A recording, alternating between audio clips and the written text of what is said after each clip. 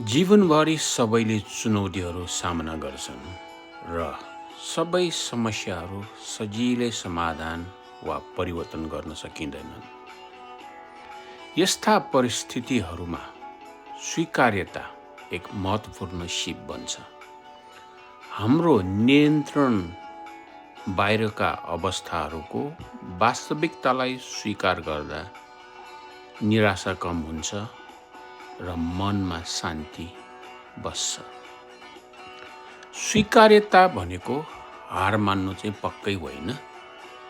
यसले हामीलाई प्रभाव पार्न सकिने कुरामा ऊर्जा केन्द्रित गर्न मद्दत गर्छ, जसले गर्दा भावनात्मक सन्तुलनलाई बढाउँछ र आत्मविश्वास जगाउँछ।